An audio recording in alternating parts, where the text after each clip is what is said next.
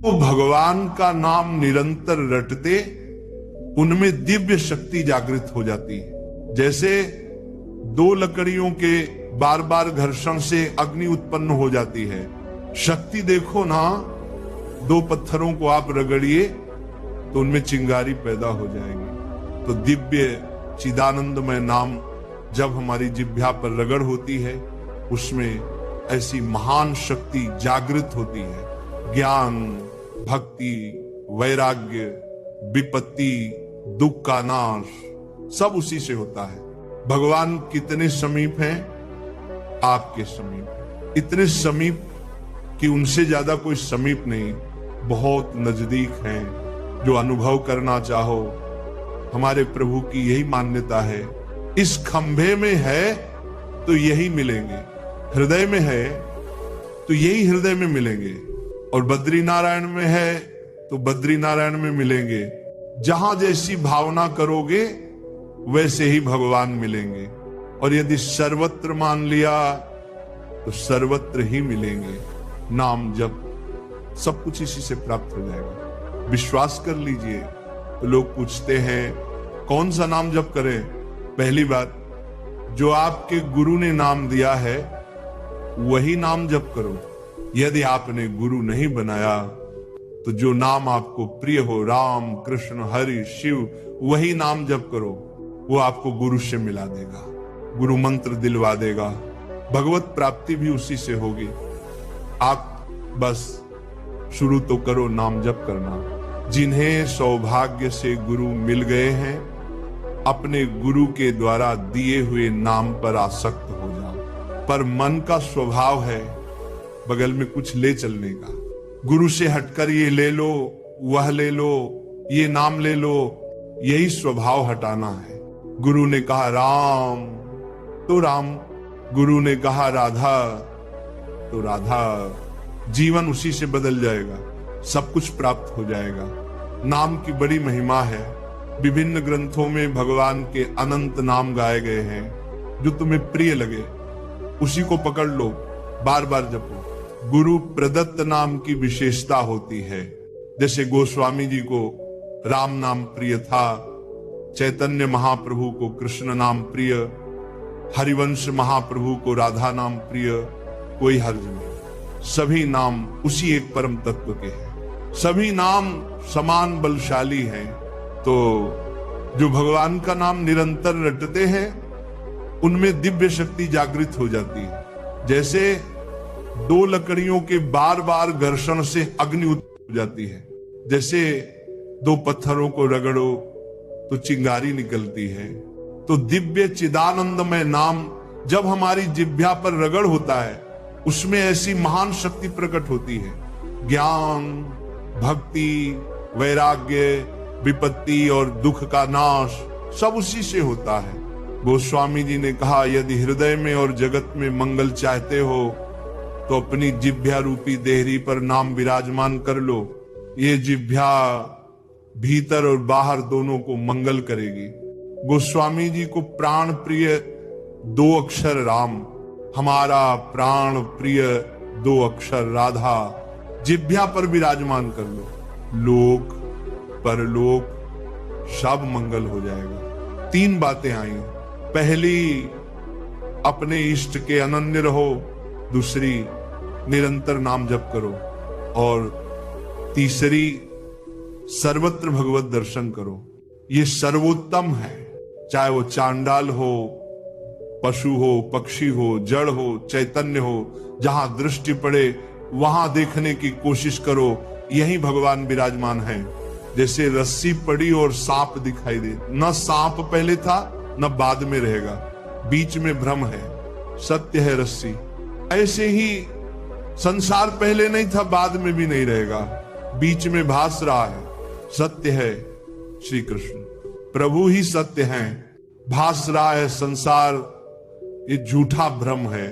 स्त्री है, पुरुष है, जड़ है, चैतन्य, असल में एकमात्र भगवान ही है जो सब में मुझको देखता है और मुझ में सबको देखता है।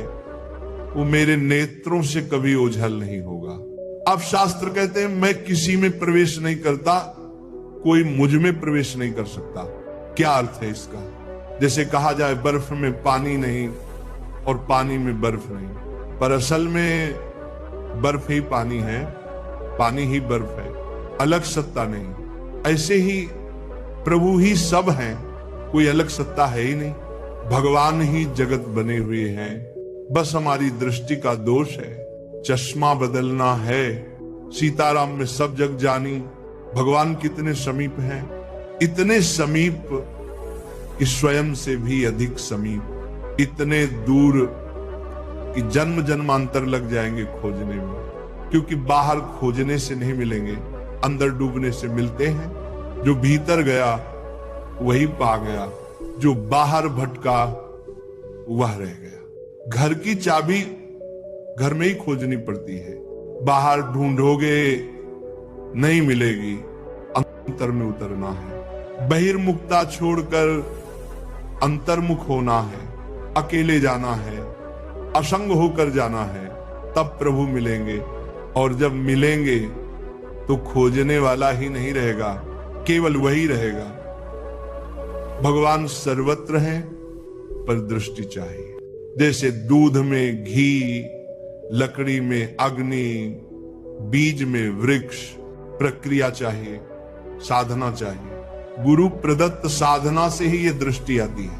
एक बार ये दृष्टि आ जाए कि सर्वत्र भगवान ही है, तब भवसागर पार हो जाता है। परंतु बड़ी परीक्षा है, क्योंकि जहां दृष्टि होगी वहां माया अपने रंग दिखाएगी।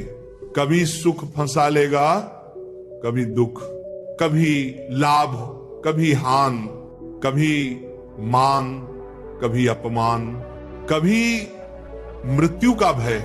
जो इनमें भी भगवान को देखता है वही निकल पाता है। मादस नामदेव जी ने कुत्ते में भगवान देखा, भूत में भगवान देखा, और भगवान से सख्य भाव से बात करने लगे। एक दिन बोले विठ्ठल पांडुरंगा, अब आपकी कृपा से मैं सब में आपको पहचान लेता हूं। भगवान मुस्कुरा दिए, कहा सही है, अब मैं किसी भी रूप में छुपूं तो भी पहचान लोगे। और भगवान ने परीक्षा ली। नामदेव जी भागे, संकट आया, मारने वाले दौड़े, पत्नी गड़ासा लेकर आई, फिर प्रकट हुए भगवान। कहा पहचाना नहीं, वह मैं ही था, मेरी ही लीला थी। इसलिए साधक को मान अपमान, सुख दुख, निंदा स्तुति, जन्म मृत्यु सबको समान देखना है, तभी जीवन मुक्त होता है। द्वंद्व से मुक्त होकर हर परिस्थिति को प्रभु का खेल मानकर देखो, फिर चाहे कैसी भी स्थिति हो, आनंद ही आनंद रहेगा। यदि भगवत भाव में रहोगे तो जीवन आनंदमय होगा, और यदि जगत भाव में रहोगे तो दुख ही दुख है। कि उनसे ज्यादा कोई समीप नहीं, बहुत नजदीक हैं। जो अनुभव करना चाहो, हमारे प्रभु की यही मान्यता है। इस खंभे में है तो यही मिलेंगे, हृदय में है तो यही हृदय में मिलेंगे, और बद्री नारायण में है तो बद्री नारायण में मिलेंगे। जहां जैसी भावना करोगे वैसे ही भगवान मिलेंगे, और यदि सर्वत्र मान लिया तो सर्वत्र ही मिलेंगे। नाम जप सब कुछ इसी से प्राप्त हो जाएगा, विश्वास कर लीजिए। तो लोग पूछते हैं कौन सा नाम जप करें? पहली बात, जो आपके गुरु ने नाम दिया है वही नाम जप करो। यदि आपने गुरु नहीं बनाया तो जो नाम आपको प्रिय हो, राम कृष्ण हरि शिव, वही नाम जप करो। वो आपको गुरु से मिला देगा, गुरु मंत्र दिलवा देगा, भगवत प्राप्ति भी उसी से होगी। आप बस शुरू तो करो नाम जप करना। जिन्हें सौभाग्य से गुरु मिल गए हैं, अपने गुरु के द्वारा दिए हुए नाम पर आसक्त हो जाओ। पर मन का स्वभाव है बगल में कुछ ले चलने का। गुरु से हटकर ये ले लो, वह ले लो, ये नाम ले लो, यही स्वभाव हटाना है। गुरु ने कहा राम तो राम, गुरु ने कहा राधा तो राधा। जीवन उसी से बदल जाएगा, सब कुछ प्राप्त हो जाएगा। नाम की बड़ी महिमा है। विभिन्न ग्रंथों में भगवान के अनंत नाम गाए गए हैं। जो तुम्हें प्रिय लगे उसी को पकड़ लो, बार बार जपो। गुरु प्रदत्त नाम की विशेषता होती है।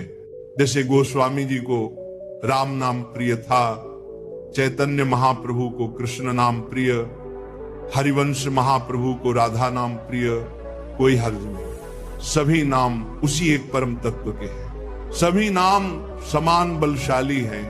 तो जो भगवान का नाम निरंतर रटते हैं उनमें दिव्य शक्ति जागृत हो जाती है। जैसे दो लकड़ियों के बार बार घर्षण से अग्नि उत्पन्न हो जाती है। जैसे दो पत्थरों को रगड़ो तो चिंगारी निकलती है। तो दिव्य चिदानंदमय नाम जब हमारी जिह्वा पर रगड़ होता है उसमें ऐसी महान शक्ति प्रकट होती है। ज्ञान, भक्ति, वैराग्य, विपत्ति और दुख का नाश सब उसी से होता है। गोस्वामी जी ने कहा, यदि हृदय में और जगत में मंगल चाहते हो तो अपनी जिह्वा रूपी देहरी पर नाम विराजमान कर लो। ये जिह्वा भीतर और बाहर दोनों को मंगल करेगी। गोस्वामी जी को प्राण प्रिय 2 अक्षर राम, हमारा प्राण प्रिय 2 अक्षर राधा जिह्वा पर विराजमान कर लो। लोक परलोक सब मंगल हो जाएगा। 3 बातें आई। पहली, अपने इष्ट के अनन्य रहो। दूसरी, निरंतर नाम जप करो। और तीसरी, सर्वत्र भगवत दर्शन करो। ये सर्वोत्तम है। चाहे वो चांडाल हो, पशु हो, पक्षी हो, जड़ हो, चैतन्य हो, जहां दृष्टि पड़े वहां देखने की कोशिश करो। यही भगवान विराजमान है। जैसे रस्सी पड़ी और सांप दिखाई दे, न सांप पहले था न बाद में रहेगा, बीच में भ्रम है, सत्य है रस्सी।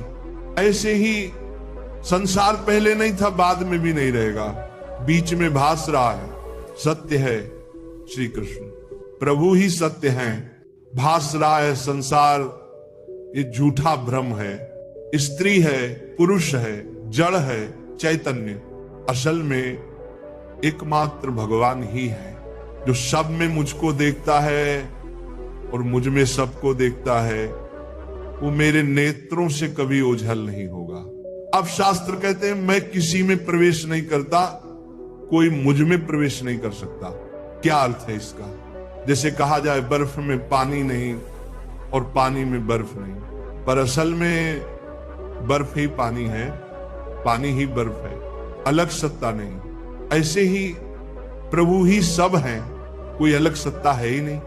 भगवान ही जगत बने हुए हैं, बस हमारी दृष्टि का दोष है। चश्मा बदलना है। सीताराम में सब जग जानी।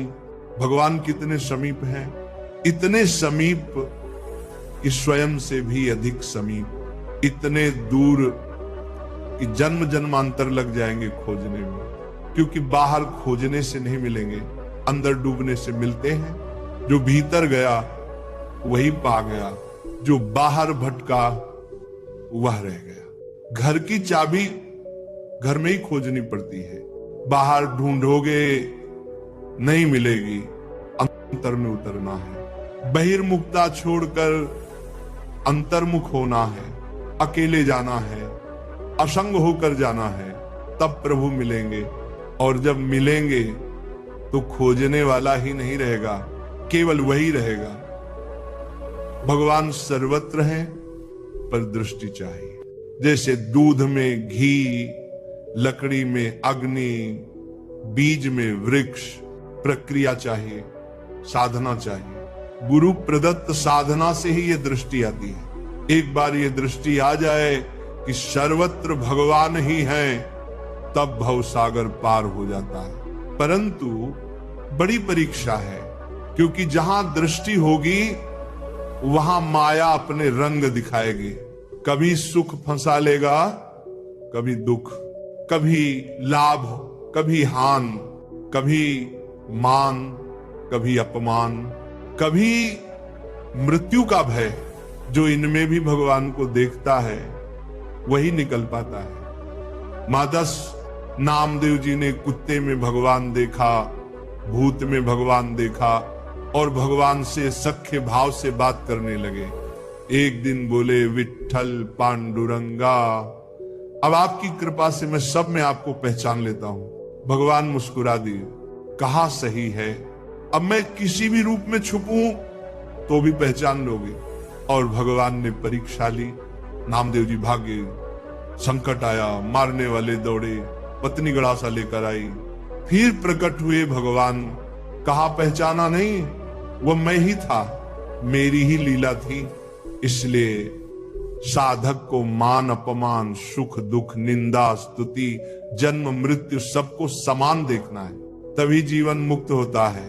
द्वंद्व से मुक्त होकर हर परिस्थिति को प्रभु का खेल मानकर देखो, फिर चाहे कैसी भी स्थिति हो, आनंद ही आनंद रहेगा।